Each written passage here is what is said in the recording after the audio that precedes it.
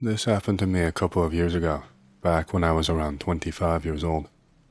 My roommate and I, we can't pay rent because we both just so happened to be fired from our respective jobs around the same time. Neither of us have anywhere else to go. We have no family, no nothing. My friend gets the idea to rob a place to make ends meet. We've never done this before. We've always been good citizens. I tell my friend that I know nothing about robbery, about what to do. He tells me he sort of had this as a backup plan for a while, because he was on the brink of being fired for months. He's apparently got a place cased out. This huge mansion. My friend says that some old lady probably lives there. He hasn't seen her, but every week a car shows up, and one of three middle-aged men, there's a rotation apparently, brings groceries for her. My friend says that there is no way a man could survive off of that amount of food, not comfortably anyway. Thus, he reckons it's an old lady, and those are probably her sons taking care of her. I tell him I'd be a lot more comfortable if he was sure who lived in the place. He says that all of the curtains are always drawn. He's only ever seen the curtains move in one of the upstairs rooms. I don't like it, but we literally have no other option. Our landlord is a dick and kicks people out immediately if they do not pay. We are renting the place without a contract, not paying taxes. The law is not on our side on this either. My friend says he has procured a firearm that cannot be traced back to us. I tell him that's a bit extreme, but he insists on bringing it anyway. Now that I'm thinking it, he's put way too much preparation into this. It's actually getting kind of scary. I'm scared of what he might do. He has purchased an entirely black outfit for each of us. He says he's bought each article of clothing at a different thrift shop around the county. He's also bought us animal masks. I say that it's way too theatrical. We're gonna give the old lady a heart attack if she sees us like this, and these could easily be traced back, but he says that they won't be, but he doesn't really go into detail on that. I was not really a big fan of the plan to begin with, but now I am really not into it. We finally got all the shit together. The day that we're set to do it, there is thunder and lightning outside. There is this crazy wind. The electricity is being knocked out in our neighborhood. My roommates say screw it, the plan is still on. The thunder might work to our advantage, mask the sounds that we make in the house. He has borrowed a van from a friend of his because the mansion is on the city limits. It has a forest behind it. My friend figures that we could get in unnoticed if we approach it from the backyard. I gave him loads of shit for borrowing a van. It's like the most suspicious looking of all vehicles. Screw it, let's head out. We drive out of town, heading northwest, and then heading round north, because the mansion is basically the northernmost point of the city. My friend pulls off to the side of the road at this roadside stop that basically has a picnic table on the edge of the forest. He gets out a duffel bag and says we are heading into the forest. It's a 10-minute hike into the backyard. We head out and then he says, "Shit, I forgot something." He runs back to the van, gets in, and starts the van up. At this point, I'm kind of freaking out that he is leaving me here. He puts a CD in the sound system. I can hear gay porn noises. What? He locks the van, leaves it running, and gets back to me. Huh? He says that no one is going to come a knocking now. I say, what about the battery? Calm down, we're not going to be that long. We head into the forest. There is thunder and lightning really nearby. I have a bad feeling about this. All the while hiking through the forest, there is rustling noises everywhere. I chalk it up to the wind and keep on walking. My roommate has a compass. He says that we are nearly there. I can hear something howling. Holy shit, that was close, and behind us and to the right. We pick up our pace slightly. I can hear barking again. We look behind us. There are these huge fucking dogs, maybe wolves. I don't know, it's dark as hell. We start running. These dogs look crazy. It feels like we've been running for way too long. Where the hell is this place? We finally see the huge, ominous looking mansion. Oh my god, it looks way scarier from the side. I'd only seen it from the front. The backyard is basically just a flat piece of land. It has this overgrown grass and a shed. Still, I am super happy to see it. I start eye-banging the house to find the nearest entry point. We run out of the forest and into the backyard. There is no fence blocking the backyard, by the way. There is no nothing. I hear the dog things yelping behind us. They've stopped on the tree line, and some of them are running back into the forest.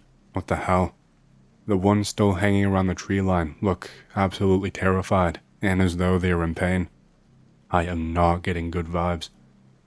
I ask my roommate how we are going to get back to the van without those wolf, dog, whatevers in the forest getting us. He says that we will be prepared and have the gun out and ready. We walk up to the back door and he starts picking the lock. I didn't know he could even pick locks, but that only makes sense considering all the other preparations that he's made so far. I look around the corner and I see that all of the buildings are dark. It is 1 a.m., but still, all of them? The street lamps are also out too. It must be that their power is also knocked out. My roommate says, we're in. I have a bad feeling about this. We enter the house. The fuse box is right next to the door. My friend starts prying it open. I tell him there's no use. The power is out anyway. He says, I will at least cut the phone line. What looks like a phone line right under the fuse box. I just want to get it over with so that we can get out of here. He says that the valuables will probably be upstairs. I notice that everything smells of dust. There is so much goddamn dust everywhere. The thunder outside is the only noise that we can hear. We walk quietly through a hallway into what looks like the main entrance hall. It's got this huge staircase, just like in the movies. There are paintings covered in dust. Everything is covered in dust. There are clear lines on the wall and stairs that aren't covered in dust. What the hell? I guess maybe the old lady shuffles around. We are both really unsettled by this. We look upstairs. The curtains are open. You can see the lightning light up the upper floor. What the fuck? You said the curtains are always drawn. They usually are. I don't know what's going on. Damn it. I suggest that we grab all the silverware in the kitchen and a couple of paintings and just bolt. My roommate says that we have to head upstairs. That is where the good shit ought to be. I have a bad feeling about this. I tell him that we should at least look around this entrance hall. Rich people probably put good shit on display here. There's all sorts of shit covered with tarp or whatever to keep the dust off, I suppose. We are looking around, lifting up the tarps, dust covers, whatever, as quietly as we possibly can. I look at this tiny one-legged table right next to the door. The top is not covered in dust.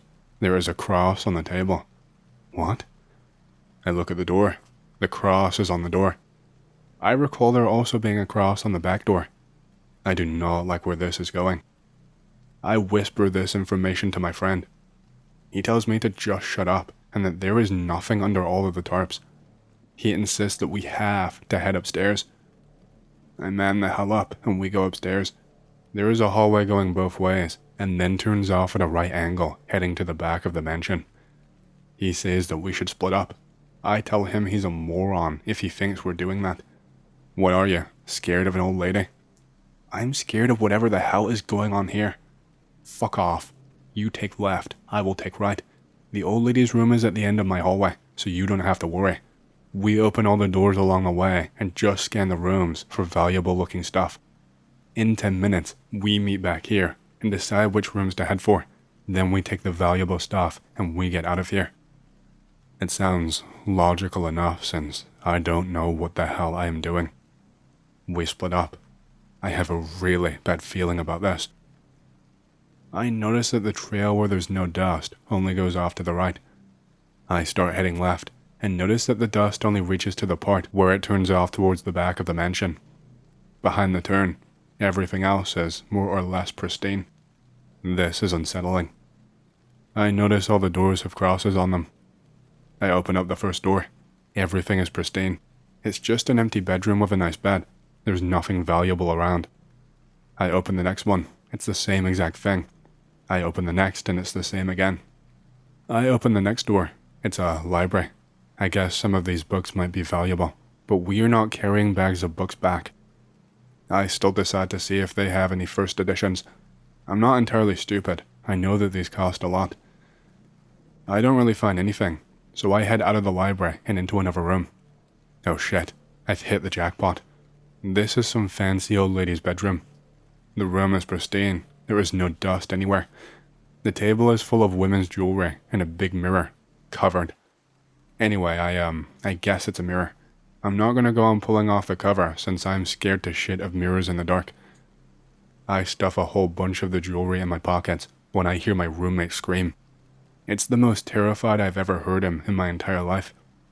I bolt out of the room and run to where the scream was coming from. I am yelling out his name since we're not exactly being stealthy anymore. As I round the corner, I can see him rounding the other corner, running my way. He has an expression of sheer terror on his face. He doesn't have a mask anymore. His was that of a bear. His hair, which is usually dark brown, is white around the temple. There are tears running down his face. He screams, "We have to get out of here." This absolute, all-consuming darkness rounds the corner behind him and just consumes him. As I get to the top of the stairs, everything is consumed in complete darkness. The darkness feels heavy. Lightning strikes. Everything lights up for a split second. I can see my roommate plastered across the wall. There's no blood anywhere at all, but he looks like a truck ran him over and skidded across his midsection. I run downstairs. Surprisingly, I do not fall over. I escape the pitch blackness and run to the back door. I make sure to close it behind me and run into the forest, never looking back. I can see the dogs avoiding me. It looks like one of the dogs ahead of me is actually running away from me. I get to the van and try to get inside. Fuck, my roommate had the keys. The gay porn noises are still blasting. I run down the road. Eventually, I threw my mask in the forest on the side of the road and managed to calm down and hitch a ride. The guy thought I looked suspicious all in black. We stopped at a fuel station and he said he'd get cigarettes. I could see him on the phone, so I decided to hitch a ride with a trucker before the cops show up. For all I know, he could have been on the phone making a personal call, but I was not going to take that risk. My roommate had assumed we'd get some jewelry out of this ordeal, so he'd arranged a friend of his to show up a couple of days later to take a look at the stuff and then take it away to melt it down and shit. He gave me some money for the shit and I moved out. He didn't ask me about my roommate. I moved as far away as that money took me. Okay, I am going to continue with some more stories that I have. This particular one was told to me from someone who was friends with the person that experienced the previous one. Maybe not in AJ, but in the superstitions, there is some crazy shit that has gone down, which I will explain. Backstory on the Superstition Mountains east of Phoenix is that when this was a colony of New Spain, the Spanish found a large cache of gold there.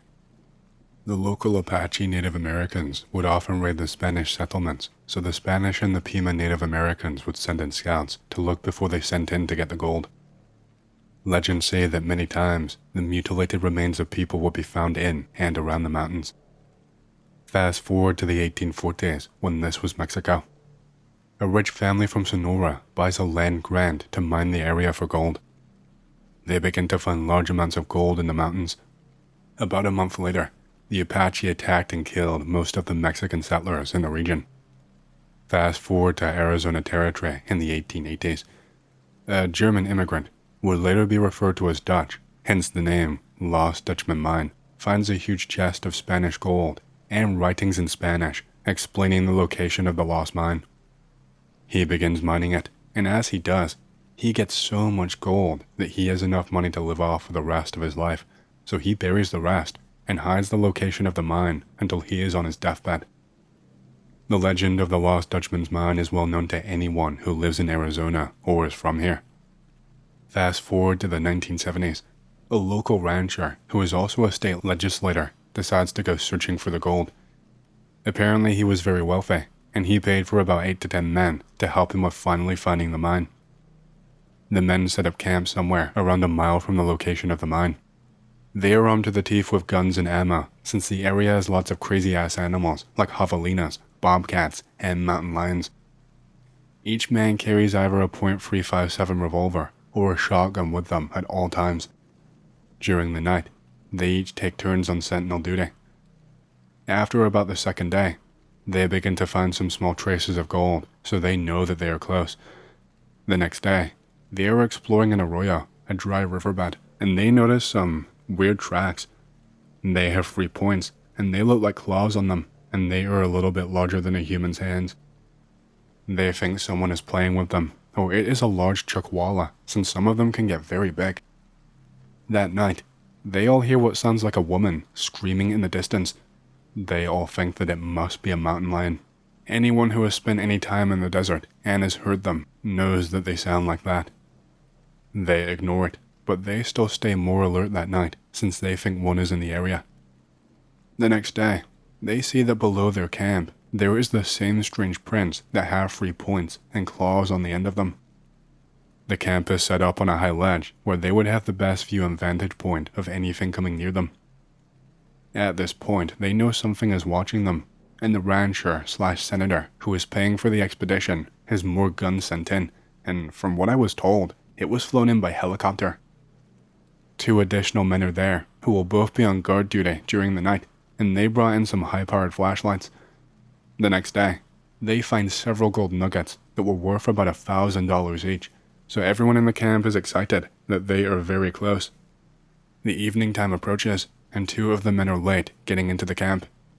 The other men start to worry that they got lost and decide to start looking for them. As the men set up looking for the other 2 lost men, they spot them in the distance, running up to them at full speed. Out of breath, they tell them that they heard some kind of weird growling noise coming from one of the small canyons in the mountain and that they think they found a cave. About 5 of the men go inside the cave and document where it is, but they do not enter it, since at this point, it is almost completely dark. As they shine their flashlights near the entrance, they notice huge scratch marks as if some large animals clawed into the sandstone. They begin to get a little bit freaked out and head back to the relative safety of the camp since it is up on a ledge. On the way back, they hear the same growling noise and they know something is following them. They reach the camp and tell the others about the situation. Once back at the camp, one of the men who is supposedly ex-military tells everyone in the camp to shut up and just be quiet. He was a Vietnam veteran from what I was told, and he knew when they were being ambushed. The men in the camp hear what sounds like 4 or 5 men running in the canyon below them. They turn their spotlights on and see what they say was bipedal beings running around below the camp trying to find a way up on the ledge. They all begin to panic and not know what the hell is happening, so they open fire on the creatures. The rancher/senator and the Vietnam veteran go down a little bit lower to get a better view and a better shot. As they do this, they see these creatures and notice that they are about 4 to 5 feet tall and are definitely reptilian. The man who told me this said that the other men at the time thought that they were some kind of giant lizards that were not scientifically documented. The Vietnam veteran falls down the cliff as he is aiming a sniper rifle, and these creatures literally shred him apart. The rancher/senator unloads 4 of the hollow point .357 bullets into the creatures. 2 of them fall down, and as they do, they let out a horrible scream that was almost deafening. They said that the air pressure changed as they screamed, as if the atmosphere changed when they did. The rancher/senator, who is now horrified that his body was literally just ripped apart, shoots another bullet into the last creature. It begins to scream and stumble, almost as if it was going to lunge at him. He decides he would rather save the last bullet to shoot through his skull if he has to, instead of getting ripped apart.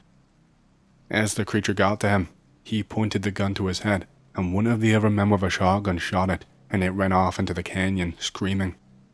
The other men leave the next day, and swear not to talk about what happened until they can figure out a rational explanation. The men later agree that a mountain lion got the man who was killed, and they report it as a mountain lion attack. That was told to me by someone who was a well-known lawyer in the valley back in the day, and would not lie. He said he knew some of the men personally, and that they would never make up a story like that. There are lots of real disappearances in and around those mountains each and every year. Even the Arizona State Park Service has acknowledged that there are more than the usual amounts of people who disappear in the area, and many of them are never found again and cannot be explained. Weird shit in the morning fog. When this happened to me, I was working security at a beet plant in the morning. I have been working the graveyard shift. I've worked it for a while, and nothing like this has happened in the past 3 years. This beet plant is massive, but it's kinda out of the way. You have to go through several normally locked gates just to get to it. Normally, the only people that drive through there are stoners, and people driving home from the bar, looking for somewhere to hormone exchange, which I shoo away, because it was my job. People are scared of bright flashlights. I was sitting leaning by my door one morning. The landscape where the beet plant is super flat. Like if you were to climb one of the radio towers, you would see the curve of the earth. There is a river close by that is notorious for creating heavy fog in the last few months. It was especially bad this morning. I hear what sounds like a mountain lion scream, which is weird because I'm pretty sure there are not any mountain lions in this region, just coyotes. I immediately grab my sidearm because I know that a mountain lion in the open plains is very unlikely. I can't enter the beet plant either because I don't have the authorization. What the hell? I'm literally a security guard. I scan the surrounding fields. I even try to look through the rows of trees that are randomly spaced out. The scenery is related to the picture, but the trees were a lot less dense. Even in 3 years, I have never gotten this spooked, so I never thought to actually enter the building. This was a closed type of farming business where they based your job off of your LinkedIn or job finder, and you got the job over the phone. Normally, I would go to my SUV if I got cold or spooked, but I walked to work today because it was warm outside. I see what looks like a naked guy running on all fours, but he's like at my shoulder height while on all fours. I had already lit a cigarette before I saw it crossing the field, because even though I'm white, I still believe that tobacco wards off evil spirits. There's a ton of native people in the area. This thing crossed a 200-yard field in like 30 seconds on all fours. I could barely see it in the fog, but I could tell that it moved in an unnatural way. I could have sworn I heard its joints popping with every single stride over the loud beet plant. It looks back at me. Before it could reach the tree line, about 3 human feet away, I fucking lock eyes with it. It kinda looks like pick-related, like exactly like that, but it was pale. Its eyes reflected off of the bright lights coming from where I was. It cut through the fog, and I could tell that it was looking at me. Those eyes were unforgettable. It had that sound that if someone were to crack your back by lifting you up, you could hear those pops and cracks in your head, you know, that really gritty grinding sound. I had gotten good at eye contact because I had gone to a lot of bars in the winter months, as there was not much else to do unless you owned a snowcat or cross-country skins. It felt like time had just stopped. We stood there, just looking at each other. I just had to guard the door, so it's not like I had anything going on, so I just continued staring at its eyes. It would not move. It was absolutely still. I actually looked at it for so long, the fog started to turn to snow, and I did not even notice. We kept eye contact for so long, it looked like its limbs were moving. I know for sure it's standing still. I blow the smoke from my cigarette in its direction, trying to mock it for contesting the territory that I have to protect. My eyes have gone extremely dry now from something I only just noticed recently. The wind blowing the smoke back into my eyes, and the fact that the weather has gotten worse as well since I made the thing stop its advance through the field. I blink just once, but it does not continue going through the tree line, but its silhouette narrows. Its eye gleam blocking the view of its body now, hidden behind what I assume is its head or shoulders. I kinda freak out. I quickly tried to finish my smoke. It went out because I was standing so long in the now blowing snow. I fumble around for my lighter. I find it and quickly attempt to light it. In the time it took for me to look around for the lighter, it had already crossed the field. I could hear its joints snapping the whole time. It stops when I look at the thing, making eye contact. The crunching stops when it sees me unbutton my sidearm. It just stands there like a statue. I do so as well, because I feel like if I ran, it would chase me. I'm smoking the filter now. I spit it out on the ground in front of me, in an attempt to distract it, but it just kept on staring. I noticed it barely has a mouth, just a small hole. Its eyes were a dark silver. Its pupils were so large and so clear that I could almost tell it was looking at the back of the skull from the front. We both stood like that for another 5 minutes before it aggressively snaps its spine backwards and runs off back into the storm, like I had just seen a contortionist or something.